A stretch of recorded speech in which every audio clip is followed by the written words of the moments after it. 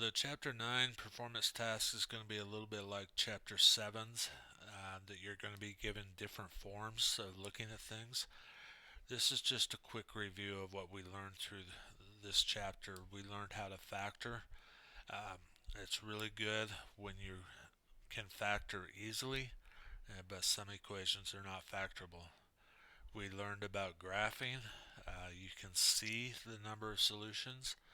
It tells you when solutions are sufficient, and you can use a graphing calculator, such as Desmos.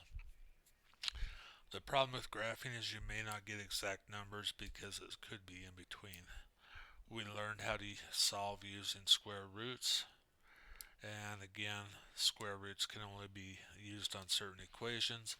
We learned how to complete the square. Really good if your A value is 1 and your B value is even. It sometimes has some more difficult calculations to do, getting into fractions and things like that. The quadratic formula can be used on any quadratic equation. It does give exact solutions. It does take time though. Going on, here's what we're going to be looking at. Each form of quadratic function has its pros and cons. Using one form you can easily find the vertex, but the zeros are more difficult to find. Using another form you can easily find the y-intercept, but the vertex might be more difficult to find.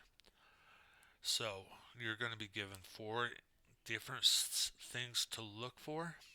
You need to find the form of the equation that will get that.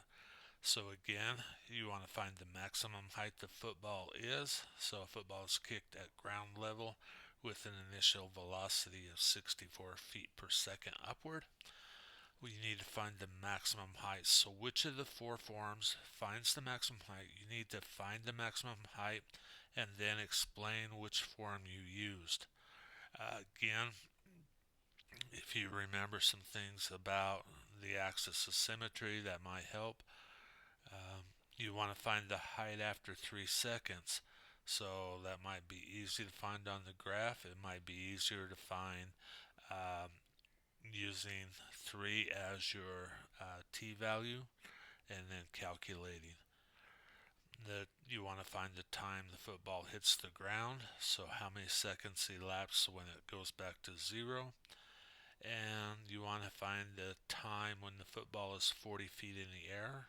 So again, this one you want to put your y value as 40 and then solve for your t, finding the form that will do that.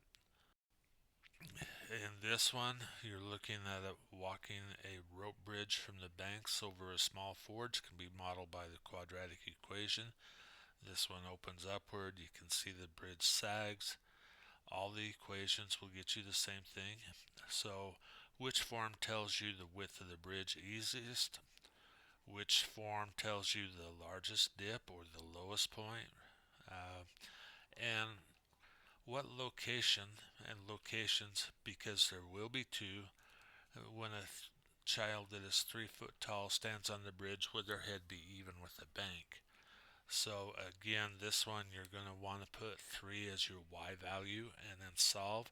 And which equation is going to be easiest for you to do that and to find those 2 values.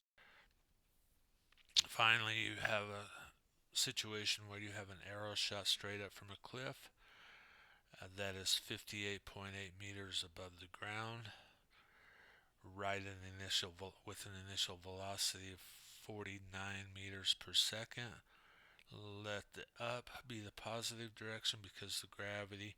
So again, you're going to, if you think about this, you're on a cliff, you're 58.8 meters above the ground, and you shoot an arrow into the air. What's going to happen with that? When will it hit the ground? So you're going to write an equation that represents that. Then you're going to transform it in 2 different ways.